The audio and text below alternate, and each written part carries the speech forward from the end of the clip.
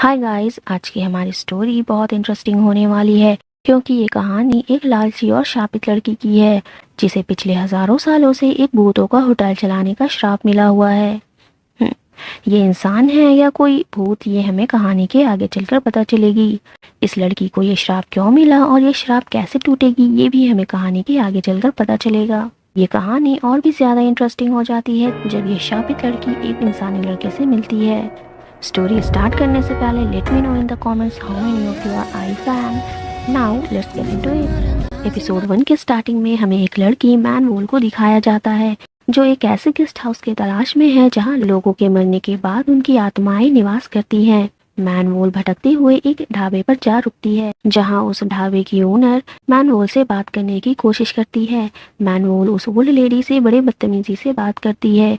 वो old lady man वोल से वैसे बंजर इलाके में भटकने का कारण पूछती है, जिस पर मैन वोल बताती है कि वो guest house of the moon ढूंढ रही है जिसके बारे में उस औरत को भी मालूम होता है, और वो बताती है कि वहाँ सिर्फ आत्माएं जा सकती है, कोई इंसान नहीं। जिस पर मैन वोल अपनी गर्दन पर तलवार रख कहती है कि अगर वहाँ पहुँचने के लिए मुझे अपनी जान भी लेनी पड़ी तो मैं ले लूंगी।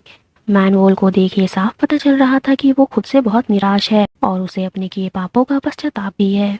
उसने अब तक बहुत से लोगों की जान ली है। अपने पापों को रियलाइज करने के बाद वो अब किसी भी कीमत पर उन सारे आत्माओं को उस गेस्ट हाउस तक पहुंचाना चाहती है। मैन वोल और वो ओल्ड लेडी दोनों बात ही कर रहे थे कि तभी वहां अचानक से कुछ लोग मैन वोल पर हमला करने उसकी ओर बढ़ते हैं। मैन वोल उन्हें देख अपनी तलवार के साथ उन पर वार करने के लिए पोजीशन लेती है, पर इससे पहले कि वो मैन वोल पर हमला करते वो मैन वोल के नजदीक आते ही गायब हो जाते हैं और मैन वोल खुद को उसी जगह पर पाती है जहां उसने उन लोगों को पहले ही मार दिया था। फिर वहां अचानक मैन वोल को अपने पीछे किसी के होने का एहसास होता है। वो अपनी तलवार से उस पर वार कर देती है। पीछे मुड़कर देखने पर वो एक बंजर पेड़ होता है। वो पेड़ मैन वोल की तलवार को अपने अंदर समा लेता है और फिर वो पेड़ और भी ज्यादा विशाल हो जाता है और अचानक ही वहाँ एक बिल्डिंग खुद ही बनकर तैयार हो जाती है जो कि वही गेस्ट हाउस होता है जिसकी तलाश मैन वोल कर रही थी। और वो ओल्ड लेडी कोई आम इंसान नहीं बल्कि एक मांगो होती है जिन्हें हम देवी या देवता भी कह सकते हैं। मांगो मैन वोल को उसकी मंजिल तक पहुंचा देती है। मंजिल? श्राप? कैसा श्राप? ये जानने के लिए चलिए कहानी को आगे सुनते हैं। अगली सीन सदियों बाद 1998 की दिखाई जाती है। एक गरीब आदमी जो अपने बेटे के साथ एक नदी किनारे बैठ उसके जन्मदिन पर उसे अच्छा खाना भी ना खिला पाने पर दुख जाहिर करता है। तभी उनके पास से एक आदमी के गुजरते हुए उसके कुछ पैसे गिर जाते हैं जिसे वो बच्चा उन्हें वापस लौटा देता है। उस बच्चे की ईमानदारी देख कुछ फूलों के साथ एक औरत जो कि कोई और नहीं बल्कि मांगो ही होती है, वो उस बच्चे से बात करने की कोशिश करती है, जिन्हें देख उस बच्चे के पिता को ऐसा लगता है कि वो लेडी उन्हें फूल बेचने आई है और वो उन्हें वहाँ से भगाने लगता है। मांगो उस बच्चे को उसके जन्मदिन के उपहार के रूप में उसे वो फूल देने लगती है। अपने पिता की आर्थिक स्थिति से वाकिफ वो बच्चा अपने पिता से कहता है कि आपको मेरे लिए फूल खरीदने की कोई जरूरत नहीं, आप मेरे लिए फूल किसी पेड़ से भी तोड़कर ला सकते हैं। जिस नदी के पास ये लोग खड़े थे उसी नदी से रेस्क्यू टीम एक लाश को निकालती है और उस औरत की आत्मा ये सब दुखी होकर वहीं खड़ी देख रही होती है। अब सीन होटल डेलूना पर शिफ्ट होता है जहां मैन वोल को दिखाया जाता है। वो अब भी उतनी खूबसूरत और जवान है। हॉल में अलग अलग जमाने की लगी मैन वोल की तस्वीरें ये जाहिर कर रही थी कि मानो मैन वोल की उम्र रुक सी गई हो। इंटरेस्टिंग। मैन वोल अपनी ऑफिस विंडो से चांद देख रही होती है। तभी उस होटल के मैनेजर नो वहाँ मैन वोल से कहते हैं कि आज फुल मून की रात है, बहुत सारे गेस्ट आएंगे। मैन वोल कहती है कि फुल मून देखकर मेरा मूड खराब हो जाता है, इसलिए ध्यान रखना कि वैसी घोस्ट जिनकी मौत बुरी तरीके से हुई हो वो मेरे सामने ना आए। मैनेजर नो वो होटल खोल देते हैं। वो होटल जल्द ही बहुत बड़े और आलीशान होटल में बदल जाता है। अगली सीन उसी आदमी की दिखाई जाती है जिसने मांगो से फूल लेने से मना कर दिया था। वो आदमी अब कहीं से चोरी कर पुलिस से बच भागते हुए सीढ़ियों से गिर जाता है। वो आदमी पुलिस से भागते हुए होटल डेलोना जा पहुंचता है और उस लेडी का घोस्ट जिनकी बॉडी उस नदी से निकाली गई थी वो भी इसी होटल में रुकने आती है। उस आदमी को वहाँ के स्टाफ देख पहचान जाते हैं कि ये कोई घोस्ट नहीं है। ये आदमी और वो पानी वाली घोस्ट दोनों होटल लॉबी में बैठे होते हैं। वो घोस्ट उस आदमी के कान के पीछे से आ रहे खून को देख उससे उसके बारे में पूछती है, जिस पर वो बताता है कि वो सीढ़ियों से गिर गया था। अगली सीन उसी जगह की दिखाई जाती है जहां वो आदमी गिरा था। उसकी बॉडी अब भी वहीं थी। इसका मतलब होटल में वो आदमी नहीं बल्कि उसकी आत्मा थी। वहाँ के स्टाफ की बातें सुन ऐसा लगता है कि जैसे ये लोग मैनवोल से बहुत डरते हो, क्योंकि वो बहुत तकड़ू और स्ट्रिक्ट होटल डेलूना की सीईओ थी। वो आदमी उस होटल में भटकते हुए उसी पेड़ के पास जा पहुंचता है जिसमें सदियों पहले मैनवोल की तलवार समा गई थी। वो पेड़ अब भी सूखा और बंजर पड़ा था, पर उस आदमी के वहां जाते ही उस पेड़ में कुछ फूल खिलते हैं जिन्हें वो अपने बेटे के लिए तोड़ लेता है। और तभी मैनवोल आ जाती है और उसे मारने लगती है, क्योंकि उस आदमी ने उस होटल की एक वास चुराने की कोशिश की थी। उस आदमी की आत्मा गायब होने लगती है। वो आदमी मैनवोल को उसे छोड़ देने के लिए कहता है। तभी मैनवोल की नजर उसके तोड़े फूलों पर पड़ती है, जिस पर वो आदमी कहता है, मैंने इस पेड़ से बस यही फूल तोड़े हैं और किसी चीज को हाथ भी नहीं लगाया। ये सुन मैनवोल थोड़ी शॉक होती है, क्योंकि पिछले हजारों सालों में ये पहली बार था जो इस पेड़ में कोई फूल खिला हो। वो आदमी मैनवोल से कहता है कि आज उसके बेटे का जन्मदिन है, मैं ये फूल उसी के लिए ले जा रहा था। मेरे बाद मेरे बेटे का कोई नहीं, प्लीज मुझे जाने दो। मैनवोल उसे छोड़ने के बदले में उससे उसका बेटा मांग लेती है। वो कहती है कि 20 साल बाद तुम अपने बेटे को मुझे दे दोगे, फिर वो अपनी बाकी की पूरी जिंदगी मेरे लिए काम करेगा। उस आदमी के पास ज्यादा वक्त ना होने के कारण मैनवोल की शर्तें मान लेता है और फिर उसे हॉस्पिटल में होश आता है। अगली सीन में मैनवोल उस पानी वाली घोस्ट जो मरने से पहले ऑफिसर थी, उसे हेवन भेजने की बात कर रही थी, पर वो घोस्ट अभी मुक्ति पाने के लिए तैयार नहीं थी। वो उस मेयर को पकड़वाना चाहती थी जो अपने पावर्स का गलत इस्तेमाल करता है और जिसने उस ऑफिसर को मरवाया था। इस काम के लिए मैनवोल उसे कुछ कीमत लेने की बात करती है, जिसके लिए वो घोस्ट रेडी हो जाती है। फिर मैनवोल उस जगह जहां उस मेयर को सम्मानित किया जा रहा था, उसे अपनी गन से शूट कर देती है, जो कि हकीकत में नहीं होता। और मैनवोल को बस वो मेयर ही देख पा रहा था, जिससे उसकी बातों पर कोई यकीन नहीं कर पा रहा था।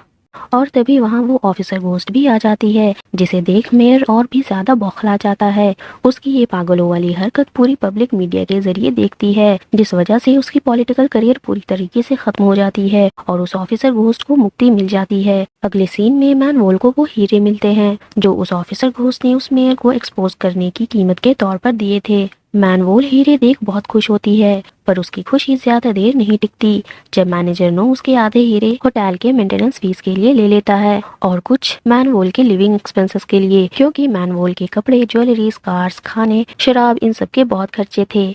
और बचे कुछ हीरे वो उस आदमी को देने के लिए ले लेता है जिससे मैनवोल ने उसके बेटे का सौदा किया था, ताकि वो आदमी अपने बेटे की अच्छी परवरिश कर सके, क्योंकि एंड में उस लड़के को होटल डेलूना को ही सर्व करना था। अब सीन 2019 की दिखाई जाती है। वो बच्चा चैंग सॉन्ग अब यंग और काफी हैंडसम हो चुका है और आज वो एक होटल अपनी जॉब इंटरव्यू के लिए आता है। इन दोनों की बातों से पता चलता है कि चैंग सॉन्ग इसी साल साउथ कोरिया लौटा है। पिछले 20 सालों से वो विदेश में रह रहा था, क्योंकि उसके पिता को मैनवोल के साथ किए गए डील का डर था। पर चैंग सॉन्ग अपने पिता की ये डील वाली बात पर विश्वास नहीं करता। चैंग सॉन्ग की जॉब उस होटल में लग जाती है। वहाँ का एक स्टाफ चैंग सॉन्ग को बताता है कि उसके लिए एक बर्थडे गिफ्ट आया है, जिसे उसकी ऑफिस में रखवा दिया गया है। चैंग सॉन्ग अपनी ऑफिस जहाँ देखता है कि ये वही फूल है जो उसे पिछले 20 सालों से उसे उसके जन्मदिन पर मिलते आ रहे हैं, पर इस बार उन फूलों के साथ एक नोट भी था, जिसमें उसकी जन्मदिन की शुभकामनाएं। साथ उसमें लिखा था कि उसे होटल डेलूना के मैनेजर की पोस्ट के लिए हायर कर लिया गया है और उसे कल से काम पर आना है। उस नोट के साथ उस होटल का एड्रेस भी था। वो इस बात से बहुत परेशान हो जाता है और अपने पिता की कही बातों के बारे में फिर से सोचने लगता है। चैंग सॉन्ग घर लौटते वक्त वो फूलों को एक डस्टबिन में फेंक देता है। वो ट्रेन की एक खाली कंपार्टमेंट में जा पहुंचता है, जहां मैनवोल उन्हीं फूलों के साथ बैठी होती है, जिसे देख चैंग सॉन्ग पहचान जाता है कि यही मैनवोल होगी जिसके बारे में उसके पिता ने बता रखा था। वो उसके लिए काम करने से साफ इनकार कर देता है, जिस पर मैनवोल गुस्सा हो कहती है कि मुझे तुम्हें इन फूलों की जगह सरकटे पक्षियों को भेजना चाहिए था, और साथ ही चैंग सॉन्ग को भूतों को देखने की पावर्स दे देती है। और चैंग सॉन्ग उसके दिए फूलों के साथ चुपचाप अपने घर की ओर चल देता है, मानो उसे मैनवोल ने पोजेस कर लिया हो। कुछ दूर चलने के बाद उसे होश आ जाता है और वो अपने पिता की बातों को याद करता है, जिन्होंने कहा था कि अगर कभी भी तुम मैनवोल से मिलो तो भाग जाना। अपने पिता की ये बात मान वो वहाँ से अपनी पैकिंग कर फिर विदेश जाने लगता है, पर क्योंकि अब वो भूतों को देख सकता था तो वो वहाँ से नहीं भाग पाता, क्योंकि एक भूत चैंग सॉन्ग का पीछा करने लगती है, जिससे भागते हुए चैंग सॉन्ग फिर से मैनवोल से मिलता है, जो उसका उस भूत से पीछा छुड़वा देती है और बताती है कि ये सब उसके दिए भूतों को देखने की पावर्स की वजह से हो रही है, और चैंग सॉन्ग कहीं भी जाए उसे हर जगह भूत दिखेंगे ही। ये बात सुन चैंग सॉन्ग और भी ज्यादा डर जाता है। इस सीरियस कन्वर्सेशन के बीच मैनवोल को भूख लग जाती है और वो चैंग सॉन्ग को पास के एक रेस्टोरेंट में ले जाती है, जहां मैनवोल किम जून यून के बारे में बताती है, जो एक बाइट में ही बहुत सारे खाने खा सकता है। मैनवोल उसकी बहुत बड़ी फैन होती है। बातों ही बातों में चैंग सॉन्ग मैनवोल से ये कहता है कि तुम तो बिल्कुल किसी जिंदा इंसान की तरह लगती हो, फिर तुम भूत कैसे हो सकती हो? जिस पर मैनवोल कहती है कि वो मरी नहीं है। चैंग सॉन्ग कहता है तो क्या तुम भी कभी न कभी मरोगी? पर इस सवाल को मैनवोल टाल देती है। रेस्टोरेंट के बाहर से वो 1998 वाला मेयर, जो अब बूढ़ा हो चुका है, वो मैनवोल को उस रेस्टोरेंट में बैठा गुस्से से देखता है। मैनवोल और चैंग सॉन्ग रेस्टोरेंट से निकल जाते हैं और रास्ते में ही मैनवोल चैंग सॉन्ग को अचानक मारने की धमकी दे कॉफी लाने भेज देती है। चैंग सॉन्ग के जाते ही वो मेयर मैनवोल पर लोहे की रॉड से उस पर वार कर देता है, जिस पर मैनवोल रिएक्ट नहीं कर पाती। उसे अपनी पास्ट की बातें याद आती है और वो कमजोर हो वहीं बैठ जाती है। और तभी चैंग सॉन्ग भी वहाँ आ जाता है। चैंग सॉन्ग को वहाँ देख वो मेयर वहाँ से भाग जाता है। मैनवोल चैंग सॉन्ग को बताती है कि मैं भी कभी इसी मेयर की तरह थी, और फिर वो चैंग सॉन्ग को वहाँ से भागने का मौका दे कहती है कि अगर तुम अभी चले गए तो मैं तुम्हें जाने दूंगी और मैं तुम्हारा पीछा कभी नहीं करूंगी। यह क्या वो अपनी आंखें बंद कर लेती है और आंखें खोलने पर चैंग सॉन्ग वहाँ नहीं होता। मैनवोल बहुत उदास होती है, शायद वो उसे वहीं देखना चाहती थी।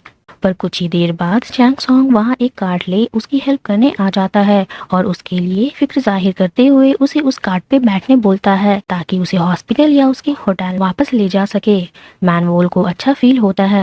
हाँ, कह सकते हैं कि उसे अच्छा फील हुआ, पिछले हजारों सालों में पहली बार। फिर मैनवोल अचानक खड़ी हो वो रॉड निकाल अपनी पावर यूज कर उसी रॉड से उस मेयर को मार देती है। चैंग सॉन्ग ये देख फिर डर जाता है और कहता है अब तुम ठीक हो तो मैं अब चलता हूँ। जिस पर मैनवोल कहती है कि तुमने वापस जाने का मौका खो दिया है और अगर अब तुम भागने की कोशिश करोगे तो मैं तुम्हें मार दूंगी। और एपिसोड 1 यहीं एंड हो जाता है। Stay tuned for the next episode. Till then, bye bye, take care, and please like and share the video. Thanks for watching.